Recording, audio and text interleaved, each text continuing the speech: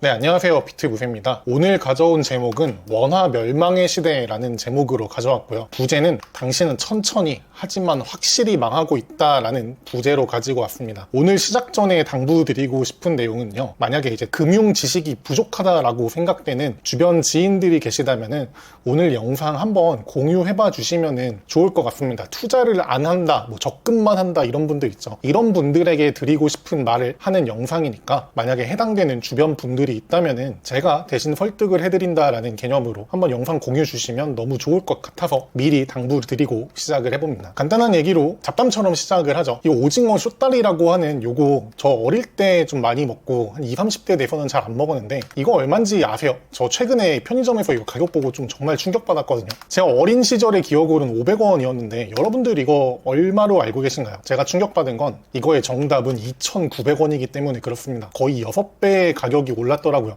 얼마 전에 500원이었는지는 솔직히 기억나지 않지만 정말 물가는 무한히 오르는구나를 이게 2,900원이라고? 라는 생각에 정말 놀랐던 기억이 있습니다. 그래서 오늘 하려는 얘기는 물가 혹은 원화에 대한 얘기입니다. 비트코인에 대한 얘기는 아닌데요. 결론적으로는 비트코인을 받아들이기까지를 여러분들께 교육과 설득을 하는 게 저의 채널이라고 할 때 크게 세 가지 단계로 저는 받아들인 것 같아요. 첫 번째로 받아들인 거는 원화는 쓰레기다라는 거를 먼저 받아들이고요. 그러고 나서 사람은 믿을 게 못 되기 때문에 비트코인이 제일 훌륭한 원화의 대체제다라는 그런 순서로 저는 믿음을 가지게 된 것 같거든요. 그 중에서 오늘은 1번만 이야기를 할 겁니다. 그러니까 비트코인 모으세요라는 얘기는 최대한 절제할 생각이고요. 말씀드린 것과 같이 경제 혹은 뭐 투자에 대해서 아직 필요성을 모르시는 초심자들에게 하고 싶은 얘기라고 봐주시면 될 것 같습니다. 그래서 일단 결론부터 말씀드리면 원화를 내가 모으겠다라는 생각에서 빨리 탈출하셔야 현대 자본주의에서 살아남는 게 가능하다라는 것부터 결론으로 깔고 그 근거들을 이야기를 드려보겠습니다. 국밥충이라는 단어 혹시 기억나시나요? 예를 들면은 야 파스타를 왜 먹냐? 그 돈이면 국밥 2그릇 먹지 뭐 이런 식으로 별의별 메뉴를 다 갖다 대면서 그 돈이면은 순댓국 먹지라고 하던 밈 같은 건데요. 그런 친구들 지금 없어진 지 몇 년 되었다라고 다른 영상에서도 제가 얘기 드렸던 것 같습니다. 이게 제가 10년 전 이미지를 검색해서 가져온 건데요. 할매 순댓국이라고 그때 한참 생기기 시작했던 순댓국집인데 순댓국이 한 그릇에 5,000원이었습니다. 근데 요즘은 7, 8,000원 주고 순댓국 사 먹기 되게 어렵거든요. 제가 좀 좋아하는 순댓국집 가면 거의 한 12,000원 정도 하는 것 같고요. 이런 할매 순댓국처럼 저가형을 찾아도 한 8, 9,000원은 줘야 간신히 싸게 먹을 수 있는 게 요즘의 물가라고 생각을 합니다. 그래서 이런 가격대가 되면서 국밥충들이 다 사라졌다라고 이야기를 합니다. 실제로 가격이 오르면서 이런 얘기를 농담으로도 안 하더라고요. 왜 그런 얘기 안 할까요? 가격이 오른 거 대비 내 월급이 그만큼 오르지 않았기 때문이라고 이야기 드립니다. 우리가 회사에 나가서 월급을 벌고 뭐 이런 것들, 즉 노동력을 팔아서 돈을 얻잖아요. 이게 노동력이라는 게 생각 이상으로 흔한 재화라고 이야기 드립니다. 농담처럼 여기 써놨지만 너 아니어도 일할 사람 많다라는 식으로 일자리가 점점 더 귀해지는 게 그동안의 이야기였죠. 우리가 회사 나가서 점심 사 먹는 가격이 내 연봉이 오르는 것보다 훨씬 더 빨리 오릅니다. 그리고 요즘 뭐 도시락 싸들고 다니는 분들도 많고 그렇죠. 아까 제가 10년 전에 순댓국 가격이 5,000원이었는데 지금 만원, 12,000원 이런다라고 거의 2배가 넘게 올랐다라고 얘기 드렸는데 이게 10년 전 이미지 검색한 거거든요. 그 당시에 평균 연봉이 3,200 정도였다고 합니다. 지금 평균 연봉을 제가 따로 찾아보진 않았는데요. 최소한 6,500이 넘진 않을 것 같아요. 여러분들 지금 주변에 연봉 6,000 넘는다라고 하면 꽤나 고소득자로 취급받지 않나요? 그런 얘기를 하고 싶은 겁니다. 평균 연봉이 그만큼 오르지 않았는데 평균 물가는 훨씬 더 아득히 뛰어올랐죠. 이게 저는 원화가 풀리면 풀릴수록 양극화는 가속된다라고 이야기 드려요. 사실 따지고 보면요. 10년 동안 이런 먹거리 물가 같은 경우에는 최대한 버텨주는 편이라고 저는 생각을 해요. 그런데 버티지 못하는 정부가 개입을 하는 대로 못 버티는 게 바로 저는 서울 아파트들이라고 이야기를 합니다. 특히 강남 같은 데는 상승률이 더 뛰어오르는 것 같은데요. 그 이유는 뭐냐면 많은 사람들이 갖고 싶어하는 재화, 즉 수요가 몰린다라는 게 예상되는 재화는 내가 돈을 구할 수 있을 때 미리 사놔야 된다라는 심리가 몰리면서 일반 물가, 먹거리 물가 이런 것 대비 훨씬 더 높은 가격이 올라간다라고 이야기 드립니다. 그래서 여기도 보면은 제가 올해 기사 가져온 건데 10년 새 서울 아파트 값이 평균 6억에서 18억 가까이 3배가 올랐다라고 이야기를 하고 있죠. 여기 뭐 8호 사이즈 이런 거 얘기하는 것 같아요. 그래서 요즘 서울에서 집을 사고 싶다라고 하면은 특히 내가 만약에 대출을 안 끼고 집을 사고 싶어라고 생각을 한다면 내가 사업이 정말 대박나거나 혹은 투자가 대박나는 수준이 아니면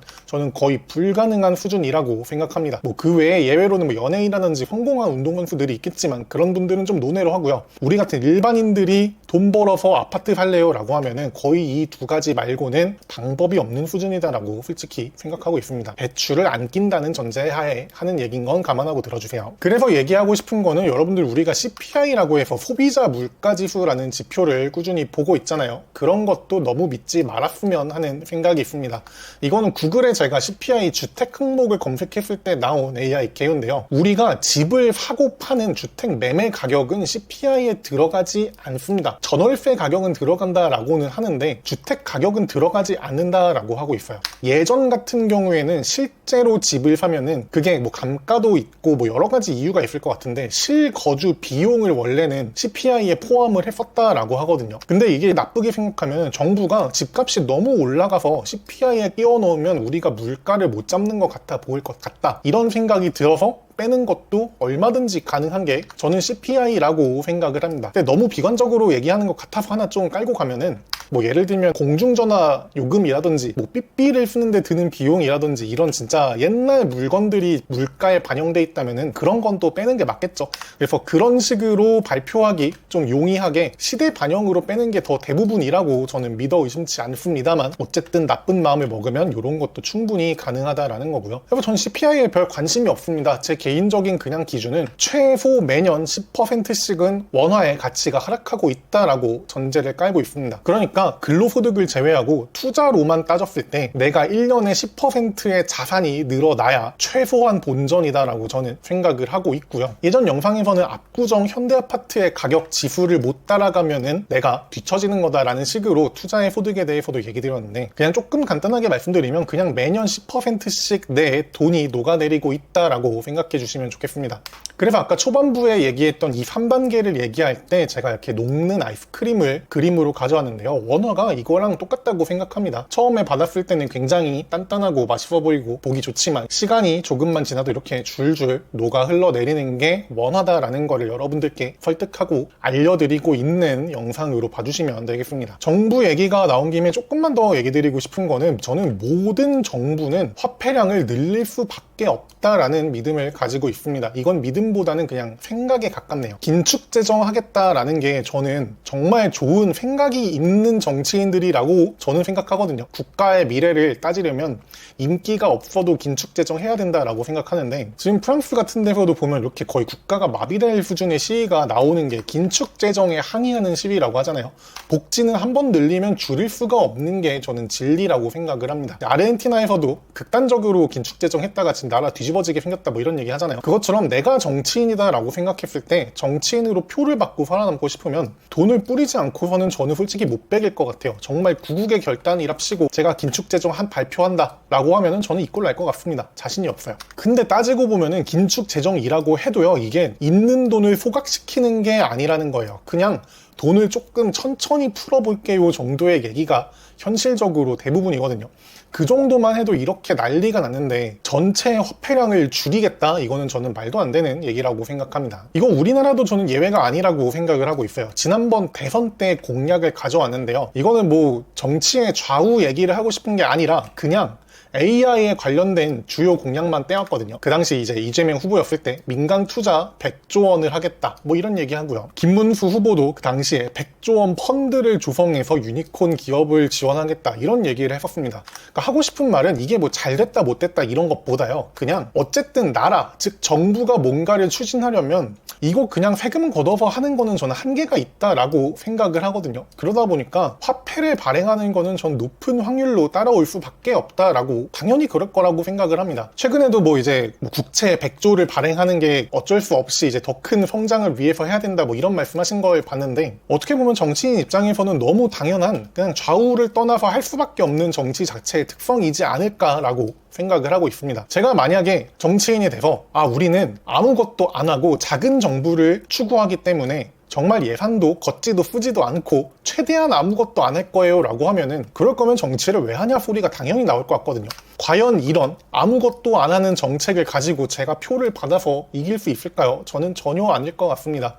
그래서 우리나라도 그렇고 해외도 그렇고 무조건 정부가 있는 한 화폐량은 늘어날 수밖에 없다라고 생각을 하시는 게 여러분들께서 일단 첫 번째로 받아들이셔야 하는 일이라고 생각을 하고 있습니다. 이게 가속되면은 점점 이제 선진국을 필두로 시작될 것 같은데요. 고소득자라는 말의 의미가 점점 퇴색될 거라고 생각을 하고 있습니다. 지금은 예를 들어서 내가 월급이 200이다랑 예를 들면 600이라고 합시다. 실수령이 이렇게 된다라고 하면 돈을 3배나 버네라는 게 아직은 꽤 큰 차이처럼 느껴질 거거든요. 그런데 이 돈의 가치가 상대적으로 점점 줄어들면은 고소득자냐 저소득자냐라는 게 순댓국 특을 먹냐 순댓국 그냥 보통을 먹냐 이 정도의 차이만으로 귀결되는 수준이 될 수도 있다라고 생각합니다. 내가 노력해서 열심히 돈 버는 게 의미가 없다라고 하면은 그냥 나 알바만 하고 놀고 먹던지 아니면 거의 일을 안 해버리고 기초소득만 받아서 살아간다든지 이런 게 이득인 세상이 올 것처럼 저는 생각이 들고 있어요. 최근에 슈카월드라는 채널에서 이야기 나왔던 건데 자산이 없는 사람들, 그러니까 미리 물려받은 자산이 없는 고소득자들은 그 어디에서도 공감받지 못한다라는 내용의 주제였거든요. 저는 이 문장이 되게 핵심인 것 같아요. 결국에 우리가 집도 사고 자산을 사고 싶어서 소득을 끌어올리고 싶은 건데 이게 의미가 없어지는 세상이다라는 게 이제는 점점 눈앞에 다가오고 있고 고소득자들부터 해서 점점 체감이 되고 있는 시대가 오고 있다라고 생각하고요. 그거는 다 정부는 돈을 뿌릴 수밖에 없기 때문에 절대적인 화폐량은 늘어날 수밖에 없기 때문에 필연적으로 따라오는 부작용이라고 생각을 하고 있습니다. 그래서 점점 근로의욕은 앞으로 없어질 수밖에 없을 거예요. 그런 시대가 완전히 오기 전에 우리가 개인의 차원에 살 수 있는 거는 원하는 쓰레기니까 이거를 빨리 다른 재화로 바꿀 생각이라도 하셨으면 좋겠다라는 게 제가 오늘 드리고 싶은 얘기의 결론입니다. 그래서 나는 그냥 예적금만 하고 돈 날리는 거 무서우니까 안전하게 할래 라는 분들에게 이 영상을 꼭 공유를 한번 해주셨으면 좋겠습니다. 혹은 구독과 좋아요 정도만 눌러서 주변 사람들에게 퍼뜨려주는 역할이라도 도와주신다면 여러분들의 소중한 지인이 천천히 하지만 확실히 가난해지는 그런 사태만을 막는 데라도 도움을 주셨으면 좋겠다라고 이야기 드려봅니다. 그래서 오늘의 마무리는 원화 시대의 종말이 다가온다라는 거를 저는 거의 선포하듯이 얘기 드리면서 마무리하려고 합니다. 오늘도 성경의 비유를 하나를 가져왔는데요. 요한계시록이라고 이거 성경의 맨 끝에 있는 부분이거든요. 이 책에서는 거의 이제 예수님이 재림하실 때를 표현하는 거긴 한데요. 지옥 같은 세상이 한번 펼쳐지면서 기존의 지구가 거의 멸망하듯이 인간들이 대부분 죽어나가고 나서 새로운 세상이 펼쳐질 거고 그때는 눈물도 고통도 없는 천국 같은 세상이 펼쳐질 거다라고 표현하는 구절이 있습니다. 저는 종교적인 이야기로 오늘 드리는 게 아니라 제가 하고 싶은 말은 원화 경제의 종말이 곧 이렇게 지구가 멸망하는 수준처럼 대재앙 수준으로 올 날이 왠지 머지않아 보인다라는 게 여러분들께 전하고 싶은 말씀입니다. 비트코인 얘기를 조금만 하면은 저는 이렇게 눈물도 고통도 없다라는 천국 같은 세계의 표현이 내가 일한 가치가 시간과 인플레이션에 도둑맞지 않는 세상이라고 저는 비트코인을 비유를 해서 설명을 하고 싶네요. 기존 원화 체계가 멸망하는 큰 고통을 겪고 나면은 비트코인이 표준이 되는 비트코인 스탠다드가 올 것이다 라고 믿고 있고요. 그렇게 믿는 사람들을 우리는 비트코인 홀더 혹은 비트코인 맥시, 비트맥시라고 표현하죠. 이런 분들은 새 세계가 올 때까지 충분히 살아남을 수 있을 거다라고 믿음을 전파드리면서 오늘은 이야기를 마무리하려고 합니다. 마지막 여담인데요. 여기 세계에서 살아남는 게 굉장히 소수의 인원이다라는 해석도 있고 엄청나게 다수라는 해석도 있고 그런데요. 그 해석에서 공통적으로 하는 말은 결국에는 믿음을 가진 자만 살아남을 수 있다라는 식으로 표현을 합니다. 그래서 저는 비트코인에 대한 믿음을 갖고 계시는 게 여러분들께서 이런 원화 경제의 종말이 올 때 살아남는데 분명히 도움이 될 거라고 생각하고요.